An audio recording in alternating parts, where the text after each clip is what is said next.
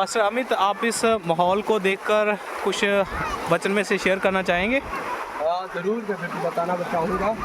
एक वचन मुझे याद आ रहा है, अय्यूब की किताब उसके 38वें अध्याय के 8 से लेकर के 11 पद को जब हम पढ़ते हैं, वहाँ पर लिखा हुआ है, फिर जब समुद्र ऐसा फूट निकला मानो वह गर्भ से फूट निकला, तब किसने द्वार बंद करके उसको रोक दिया, जबकि मैंने उसको बादल पहनाया और घोर अंधकार में लपेट दिया और उसके लिए सीमा बांधी और यह कहकर बेड़े और किवाड़े लगा दिए, यहाँ तक आ और आगे न बढ़ और तेरी उमड़ने वाली लहरें यहीं थम जाएं।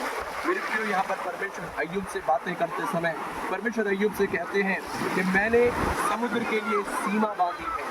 परमेश्वर कहते हैं मैंने उसके बेड़े लगाए हैं, मैंने किवाड़े लगा दिए हैं, और परमेश्वर कहते हैं वह इससे आगे ना बढ़ पाएगा। और परमेश्वर को कहते हैं कि तेरी उमड़ने वाली लहरें यहीं थम जाएंगी। मेरे प्रियो, इस वचन के आधार पर मैं आपको भी बताना चाहता हूँ, हो सकता है आज आप अपने जीवन में कई समस्याओं का सामना कर रहे हैं, हो सकता है आज आप अपने जीवन में कई कष्टों का सामना कर रहे हैं, हो सकता है वे कष्ट और समस्याएं लहरों के समान आपके जीवन में आते जा रहे हैं, पर एक बात मैं आपको बताना चाहता हूँ, परमेश्वर ने उन सब के लिए एक सीमा को ठहरा रखा है, एक सीमा को ठहरा रखा है, उससे वे आगे न बढ़ पाएंगी। परमेश्वर ने उनके लिए बेड़े लगा रखे हैं, परमेश्वर ने किवाड़े लगा रखी हैं, और उसकी लहरें एक सीमा तक आ सकती है, क्योंकि परमेश्वर ने उन्हें वहीं पर थम जाने की आज्ञा दिया है। आप निराश ना हो, आप हताश ना हो, परमेश्वर ने आपकी समस्याओं, तकलीफों, परेशानियों के लिए एक सीमा को ठहराया हुआ है, वो उससे आगे नहीं बढ़ पाएंगी। आप सोच रहे होंगे शायद ये परेशानी आपको डुबा देंगी, वे नाश कर देंगी, ऐसा नहीं होगा। बस उसकी एक सीमा है, और उस सीमा तक आकर वो वापस लौट जाए।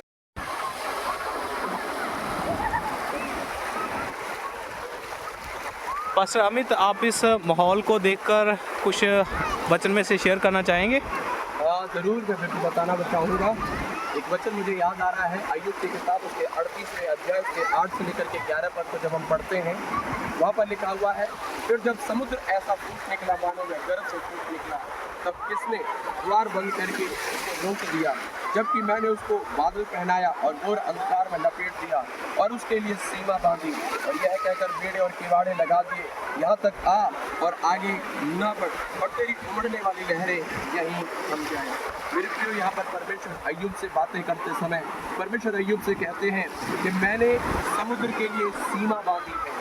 परमेश्वर कहते हैं मैंने उसके बेड़े लगाए हैं, मैंने किवाड़े लगा दिए हैं, और परमेश्वर कहते हैं वह इससे आगे ना बढ़ पाएगा।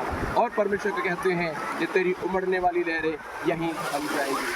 मेरे प्रियो, इस वचन के आधार पर मैं आपको भी बताना चाहता हूँ, हो सकता है आज आप अपने जीवन में कई समस्याओं का सामना कर रहे हैं, हो सकता है आज आप अपने जीवन में कई कष्टों का सामना कर रहे हैं, हो सकता है वे कष्ट और समस्याएं लहरों के समान आपके जीवन में आते जा रहे हैं, पर एक बात मैं आपको बताना चाहता हूँ, परमेश्वर ने उन सब के लिए एक सीमा को ठहरा रखा है, एक सीमा को ठहरा रखा है, उससे वे आगे न बढ़ पाएंगी। परमेश्वर ने उनके लिए बेड़े लगा रखे हैं, परमेश्वर ने किवाड़े लगा रखी हैं, और उसकी लहरें एक सीमा तक आ सकती है, क्योंकि परमेश्वर ने उन्हें वहीं पर थम जाने की आज्ञा दिया है।